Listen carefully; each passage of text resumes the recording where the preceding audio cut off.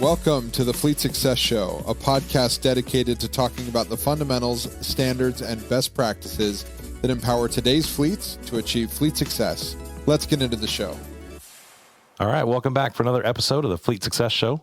I'm your host, Josh Turley, joined today by Jeff Jenkins. How you doing? I'm good. Joining us today, so a couple weeks ago, I did an episode on mental health. And today, I thought I would actually bring in somebody who knows what they're talking about with mental health. So I'd like to introduce our guest, Rich Ruff.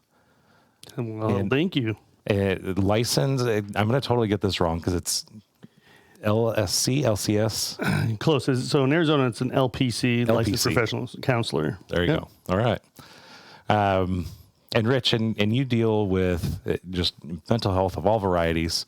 But specifically here at RTA, we brought you in as kind of a how would you describe the position? I'd say business life coach, but I don't think that quite captures it. Business life coach and performance coach for individuals. Really, a little bit of the story was a few years ago working with some important CEOs and executives and realizing as they went through their tough journeys, it was affecting their companies, it was affecting their lives, of course. And the employees that I was talking to or other clients were saying our environment here in our company is struggling. Like it's causing our mental health issues. And so I was really open to the idea of saying, how do we help companies be aware of their mental health issues that they have within their own company and organically look at how to get it out and be aware of it. And how are they contributing to that environment, right? Absolutely. Where they're adding to the mental health issues of their own employees versus helping be a place they can come as a refuge. Yep, that's exactly right. So I know one of the things I like to say is I'll quote like Jeff Bezos, and he talks about like there's no work-life balance, where there's trade-offs between work and life, that it's a work-life cycle, that what happens at home impacts what happens at work, and what happens at work impacts what happens at home. Yep. And so like, as part of that belief, it's one of the reasons why, Rich brought this opportunity to me, and I said, absolutely, we want to sign up for this and have this be a part of what we offer to our employees, because it benefits us. It benefits us to have employees that are whole, that feel better about who they are, where they're going, that have direction. There's another book I'll throw out there for any of the listeners that also kind of got me on this path. Although Rich is a different implementation of it, it would be a Dream Manager. There's a book called Dream Manager by Matthew Kelly, and he basically talks about tapping in. We've talked about this on the podcast before, I think. We have, yeah. Figuring out what it is that employees, like what their goals are and how are they going to go achieve them. And in this book, like they brought in financial advisors and people to kind of help them on their path and on their journey so that they actually could go achieve things. This is a janitorial company, so it wasn't like there was a lot of upward mobility or, it wasn't a professional career, where you're going up the ranks or anything. And so for them, it was all about how do we help them achieve their dreams? Like, why are they here? And so I thought this was a good play or kind of a first step into that process for us as well. Yeah. So when we interview, or at least when I interview, I always ask people, where do you want to be in 5 years? Like, where do you see yourself? But it's all professionally based. Yeah. Right. It's never personally, hey, what do you want out of life in 5 years? And I would liken that to like this, right? It's not just professionally where do you want to be, but just in life in general. Yeah. Because professionally, that's only half your life. Yeah. And the relationship that's created by that question and expanding it above just your professional life, it's the life of we're a team and a family that we're worried about all aspects. Yes. And that creates an entirely different relationship where now you're actually a part of a team that's more than just profits. You're a part of a team that's worried about individuals and families and children. And you were talking a little bit about, this idea of seeing your team and believing that they're with you, right? Talk a little bit more about that philosophy that you have and where that came from. So, just here at RTA in the last few weeks and visiting with a number of employees and understanding RTA's vision and their goal of we're all on a team together to produce the best product and best customer experience that they can. People along the way, we naturally get in our way because of our own negative tapes, our own thoughts that we're a weak link or that we have a problem. And we don't necessarily always know how to approach that in a professional setting. And so just in safe conversations and having a safe place to say, let's explore your thoughts, allows employees to begin realizing when they are getting in their own way and taking themselves out of the team. There isn't anything the team necessarily did in that moment.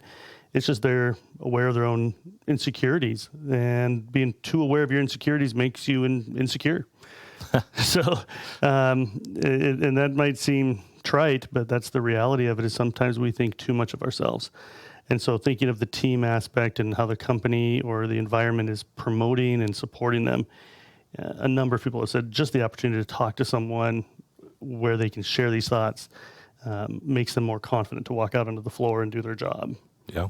That's a great point, because when I started out in trucking, I always wanted to be number one. And we did it based off of miles on a truck, like dispatched loaded miles. And I killed myself to be number one just because I'm a super competitive person. And I tell you what, I was kicking ass. I was doing so good as a dispatcher, but you know what? I was coming in at 4:30 in the morning, and I was staying till 6:30 at night. And I'd come in on Saturday and Sunday just to set my trucks up, because it was about me. It wasn't about the rest of the team. And that was my sole focus. Right? But when I look back on that, we probably didn't do as well as a company because I was just worried about me and my 60 trucks. I wasn't worried about the other 400 trucks that were running in the company. And the problem with that is when they come to you with a curveball of someone else's team needs help, you feel like it's directly going to affect you. Yeah, and it's a no. Yep. Someone would call me like, hey, my driver really has to get home. You're on this load that goes 1,000 miles over the weekend. Can I have it? And I'd be like, no. Yep. Absolutely. And it's a guy that had to get home, and my guy didn't have to get home. He could have done whatever I wanted him to, but I was so selfish thinking about how it was going to affect me and how I looked in my perception. I wasn't considering the team. Now, and repeat that over a number of times when someone feels like they need the help and support of the other team and they don't get it. Now the identity is we're not really about people, we're about profit. And they don't want to sacrifice for the greater good. They don't want to put in the extra effort for anybody else other than themselves, which becomes toxic. Yep. It's interesting as you say that, repeating it too. What does that do for the individual as they're part of that?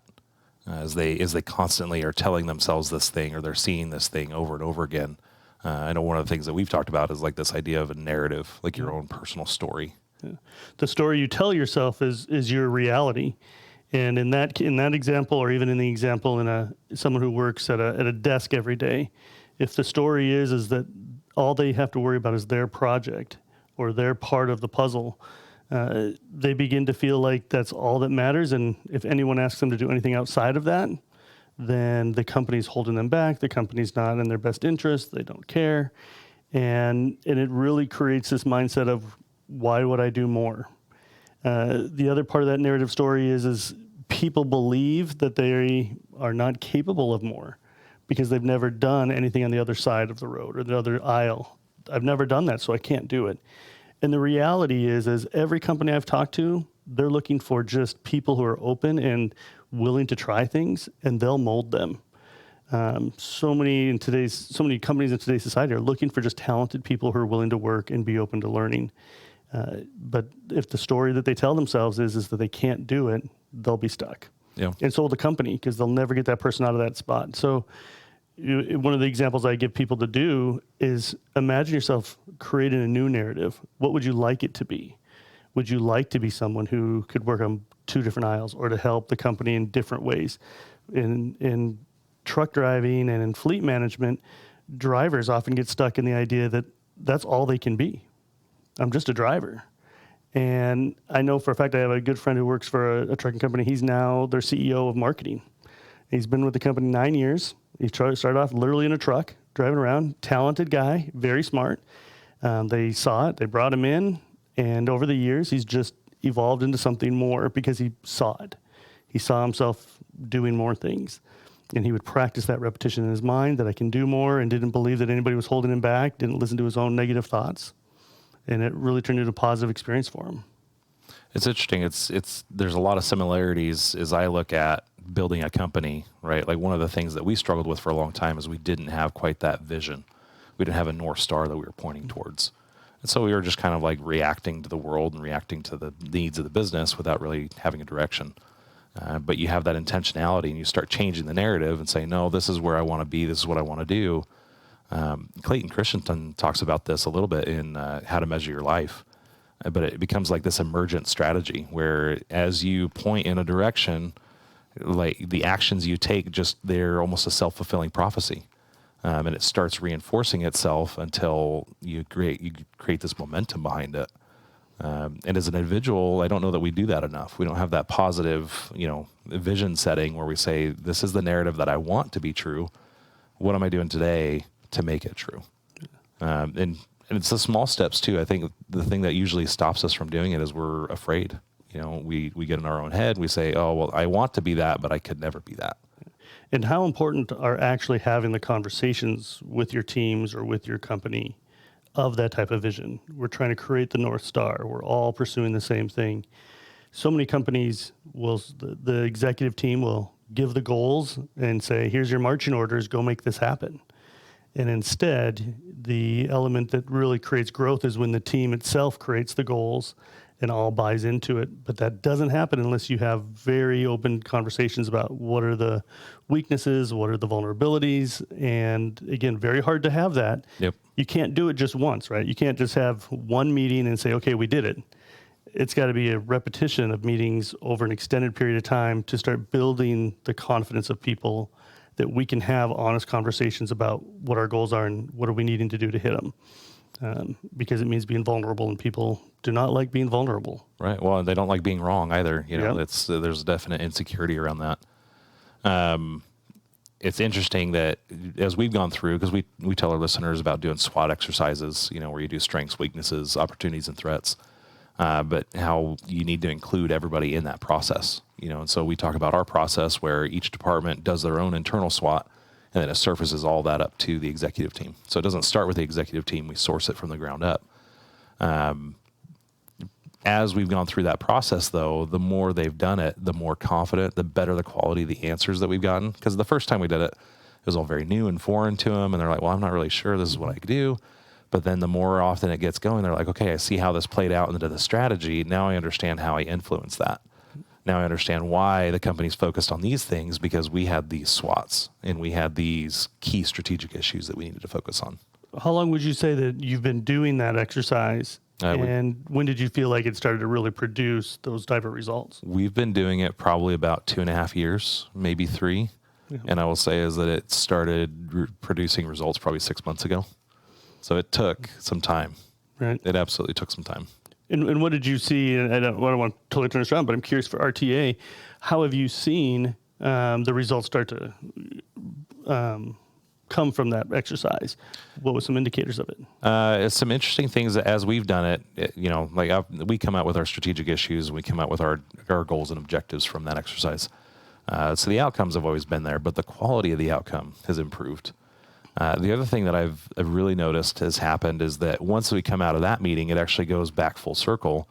And now the departments are setting their own goals some of them are aligned with the company initiatives. Some of them are like, no, this is just stuff we have to do.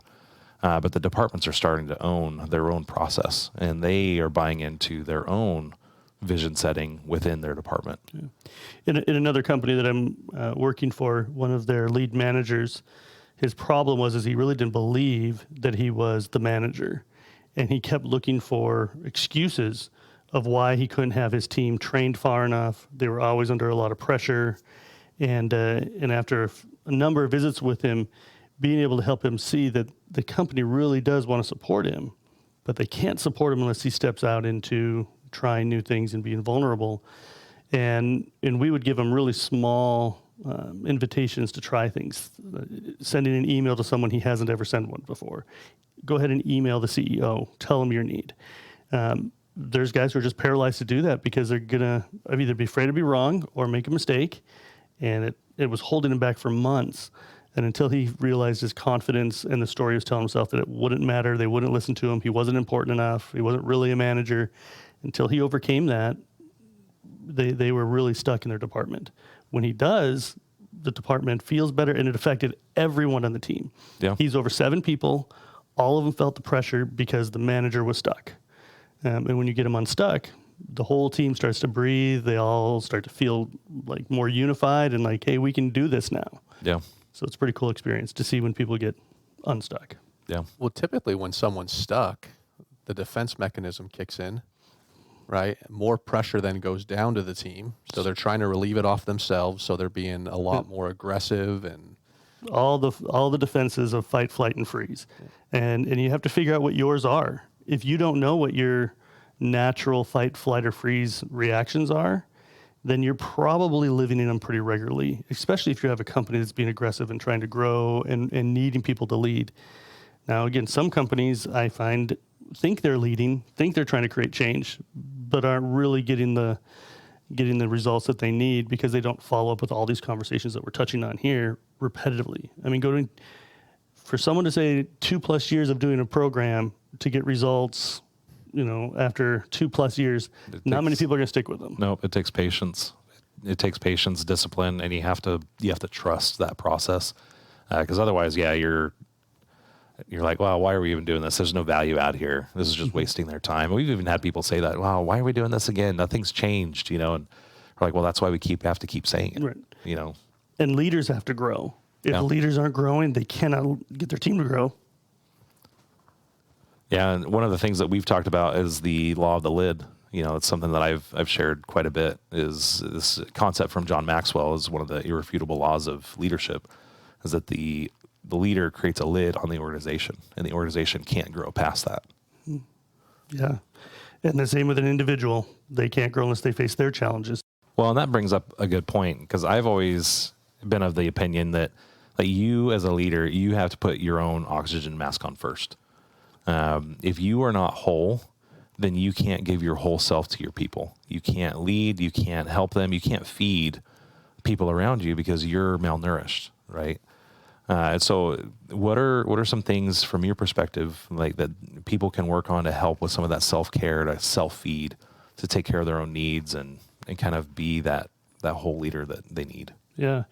The first question of all time is honest assessment of where you're at and what are your real issues, and taking ownership of what you can control and what you can't. So we do a little needs assessment of what are your core needs, and we look at it both from a perspective of as an individual in your life, in your family, and in your family life, and then in your career, in your business life.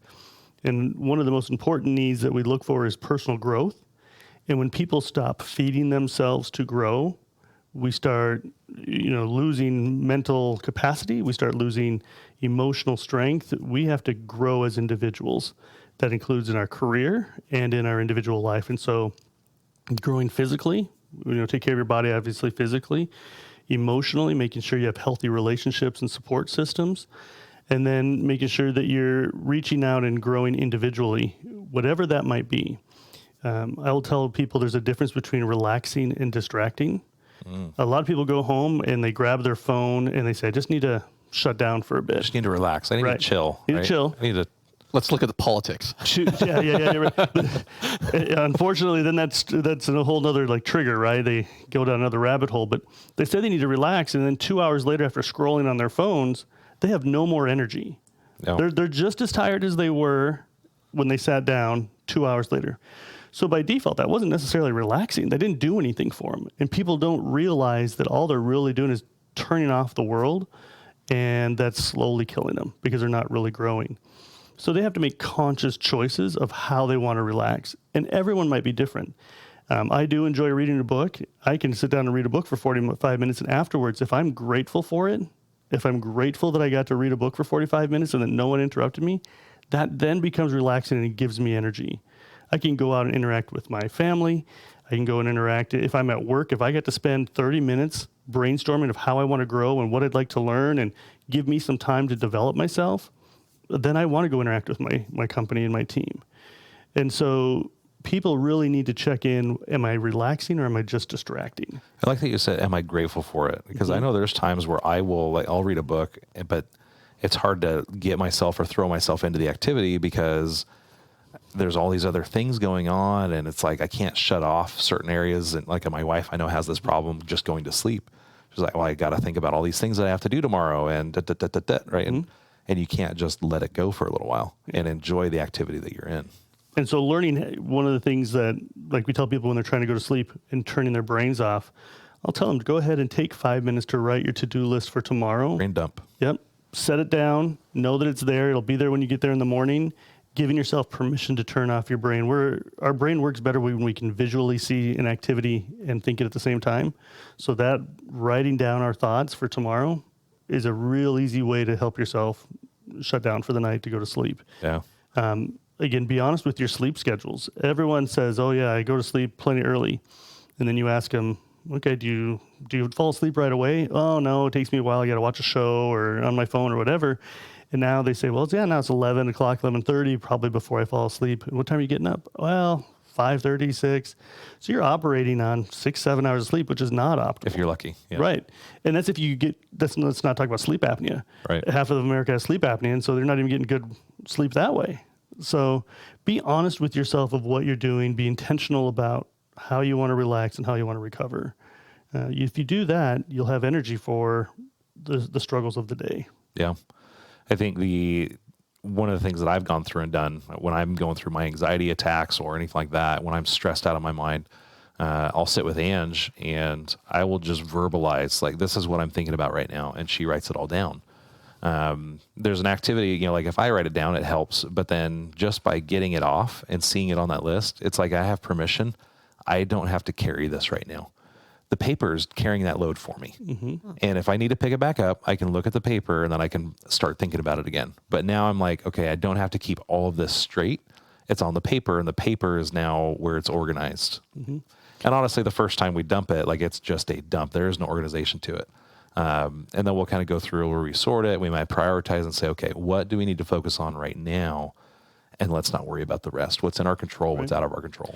There's a good analogy. It's called the win analogy. What's important now? Yeah. And even doing that in your company exercises where you say, write all the things that you feel like are on your plate in your job. What are you responsible for? What are you thinking about? What are you worried about? And then you ask them, what's important in this list now? And all of a sudden, the energy that is going to 10 places narrows to 1 or 2. And now they can actually accomplish something. There's a great book called Eat the Frog, doing the hardest thing first in the day, so you save yourself the rest of the day with energy. Energy management is something that we talk a lot about with people so that they realize when they get depleted. Yeah. If it's first thing in the morning, for some, it's a parent dealing with their kids, getting them off to school. They get to work and they're already depleted of most of their energy just because getting their kids. So they have to do something between dropping the kids off to school and plugging into work to give themselves some energy. And that might be 2 minutes of sitting in the car a little bit longer, doing a little breathing and a little relaxing to say, I've already done my hardest thing of the day and I actually enjoy my job, and to give them some energy to come in and do it. And those are things like you would call like mindfulness exercises, right? Yep. So as people go through, like, you're just being aware of your body in the space it's in, you're being aware of your breathing, you're being aware of just your thoughts, and you're just having this intentionality about, okay. And one of the great things that we're doing here is helping people create that awareness and find those tools, what they need. In visiting with many of your employees here, they each have their own ways of meeting their needs and taking care of themselves. But everyone struggles with, well, where is my blind spot? What don't I know? So you need a safe place to be able to talk that through.